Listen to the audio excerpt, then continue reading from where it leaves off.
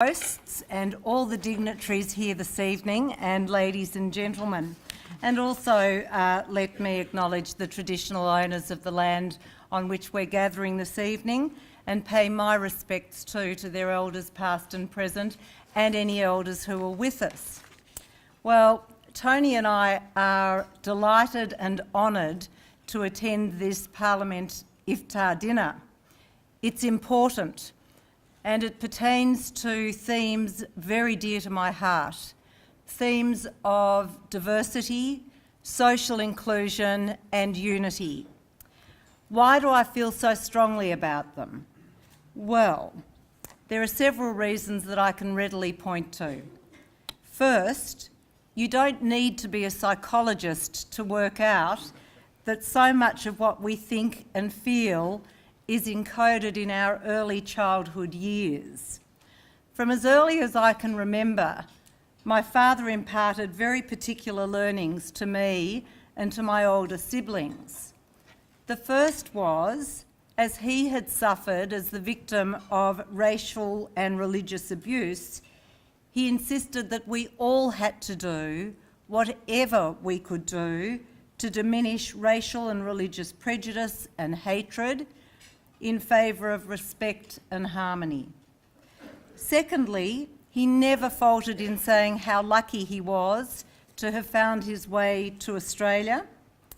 And thirdly, he spoke of and modelled to us how important it was to give back to our community and to help people who needed our help. He didn't like to talk of his childhood in Poland. He found it too distressing to recall and to talk of the prejudices that he, as a Jewish boy at school, had endured. But as we grew older, he did tell us a little about it.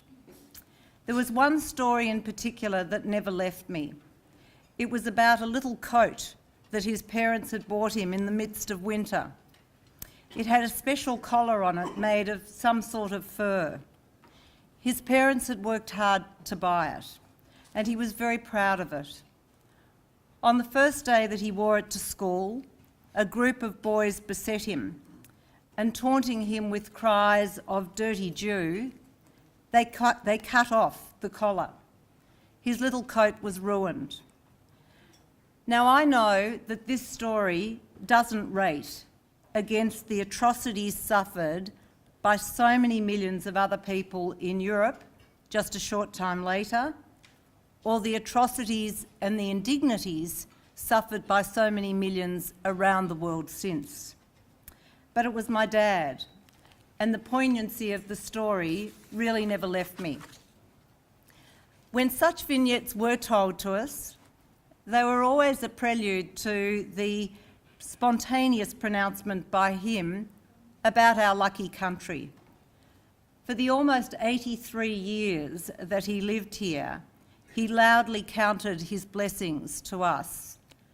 He counted blessings of a country where all were welcome, where we were safe, where people from different races and religions coexisted peacefully, and most importantly, where he could educate his children and build a good life for us all. Surely something that's common as a desire in the hearts of all parents. Then, as night would follow day, he would talk against prejudice and religious hatred, and he'd tell us to look after those who needed help. He always told us, for example, to always pay our taxes. They were needed by those who did not have as much. I have no doubt that my moral DNA comes from my parents, and I have no doubt that it's why I feel so strongly about welcoming diversity and embracing difference. My professional life then taught me more.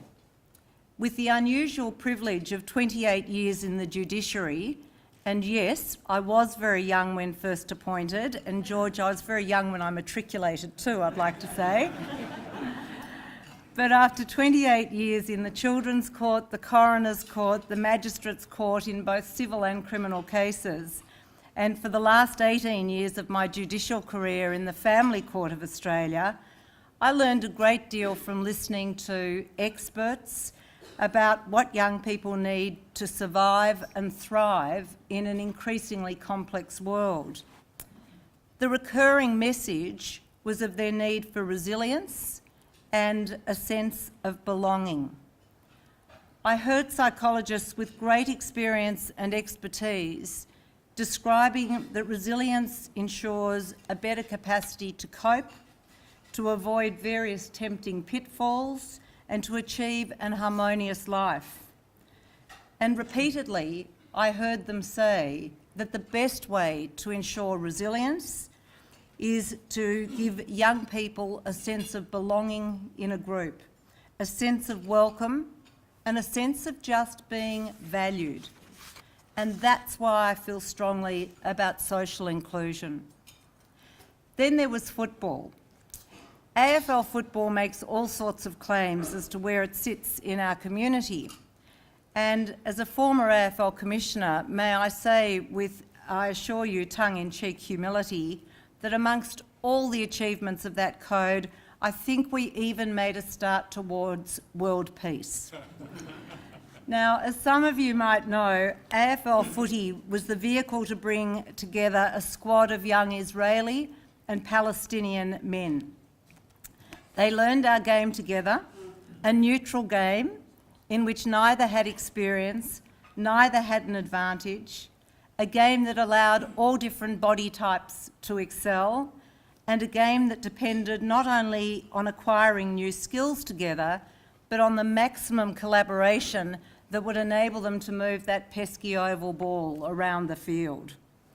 I can tell you funny stories about it, of standing on the ground while Dipper, when they were playing in Australia, addressed the team at half-time, listening to him being translated simultaneously, not only into Hebrew and Arabic, but seriously, first into English.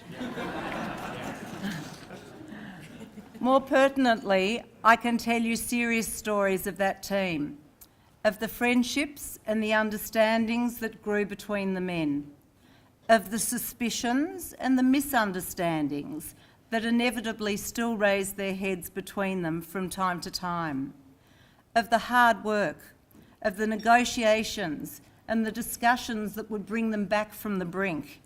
That is, the hard work of them all, digging into reserves of the goodwill of their common purpose. And that's why I care so much about unity. And so to Victoria, our multicultural state, to whose peace and prosperity I know that everyone in this room is genuinely committed. We know, of course, that 1/4 of all Victorians were born overseas, and we know that over 45% of us have at least one parent who was born overseas. We know that we speak around 260 different languages and dialects, and we know that over 20% of us speak a language other than English when we're at home. And we know that Victorians practice more than 100 different religions, with the largest group comprising only a quarter of our population, something which sets us apart from most countries because it's significantly below the average as a predominant religion when compared to most other countries. And of course, even within those religions, there's a huge amount of difference and variety. 1/3 of Muslim Australians live in Victoria. They come from something like 183 different countries, and they have a diverse range of language, cultures and practice. But a common observance is the Iftar dinner during the holy month of Ramadan.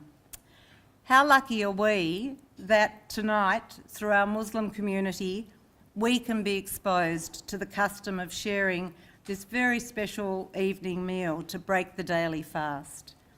Ramadan is a time when Muslims reflect on the importance of their faith and the virtues that bring meaning and value to their lives, as well as remembering those less fortunate. This evening gives us all, I think, a privileged insight into those Muslim virtues and values.